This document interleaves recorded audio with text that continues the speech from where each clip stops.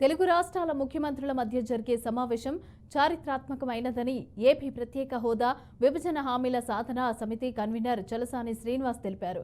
ఇరు రాష్ట్రాల మధ్య ఆస్తులు అలాగే నీటి, విద్యుత్ వాటాల సమస్య తగువులు లేకుండా సాగాలని కోరుకుంటున్నామని అన్నారు. 233 ఉమ్మడి సంస్థలకి చెందిన 1,43,000 కోట్ల ఉమ్మడి ఆస్తుల పంపకంపైన చర్చ సాగాలని అన్నారు. అందులో ఏపీకి 58%, తెలంగాణకు 42% ఆస్తులు పంచాలని విభజన హామీ చట్టంలో స్పష్టంగా ఉందని తెలిపారు. చారిత్రాత్మక సమావేశం ఒకటి ఆంధ్రప్రదేశ్ తెలంగాణ ముఖ్యమంత్రి మధ్య జరగబోతా ఉంది. ఇది చాలా ప్రాముఖ్యత కలదు. 2014లో కేసీఆర్ గారు, చంద్రబాబు నాయుడు గారు ముఖ్యమంత్రులు అయినప్పుడు ఉప్పు నిప్పుగా ఉండేది. చంద్రబాబు గారి మీద కేసులు పెట్టడం జరిగింది. అలాంటి పరిస్థితుల్లో వాళ్ళు ఎంత ఆత్మీయంగా నటించినా సరే సౌహార్ద భావం లేదు, పరిష్కరించుకునే విషయాలు కూడా కనపడలేదు.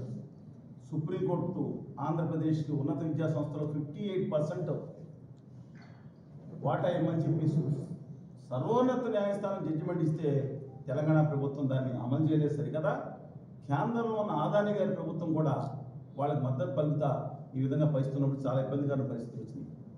2 రాష్ట్రాల పోలీసులు కూడా వచ్చి ప్రాజెక్టుల మీద తగులాడుకునే దిక్కుమాలిన దౌర్భాగ్య పరిస్థితులు వచ్చినాయి.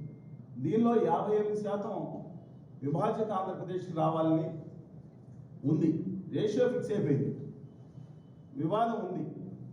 నేనేం భావిస్తున్నానంటే 5,000 కోట్లు తెలంగాణ ఎక్కువ రానండి. బికాజ్ అక్కడ ఉన్నాయి కాబట్టి డబ్బు ఉమ్మడి ఆంధ్రప్రదేశ్ నుంచి ఖర్చు పెట్టవచ్చు. కానీ 19-20 వరకు అంటారా, అందులో ఇబ్బంది లేదు.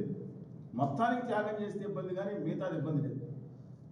అందువల్ల అన్నదమ్ములు ఏమవుతుందో ఒకళ్ళు ఎక్కువ ఒకళ్ళు తక్కువ ఉంటుంది. దయచేసి అక్కడ టీఆర్ఎస్ కూడా మాట్లాడుతూ చూశాను, అది కూడా చెప్తానండి. ఇక్కడ కూడా ప్రతిపక్షాలు రాష్ట్ర ముఖ్యమంత్రికి ఇక్కడ అక్కడ సహకరిస్తే తెలుగు ప్రజల మధ్యన మంచి సౌద్భావ వాతావరణం ఉంటుంది.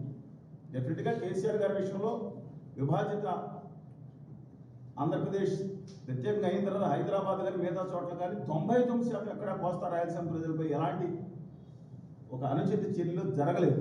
రేర్ ఇన్స్టిట్యూట్స్ జరిగి ఉంటాయి. కానీ ఇవాళ గవర్నర్ హరీష్ రావు గారు మాట్లాడతా 7 మండలాల గురించి మాట్లాడారు, మళ్ళీ కలుపుతారని. దయచేసి ఇలాంటి రాజకీయాలు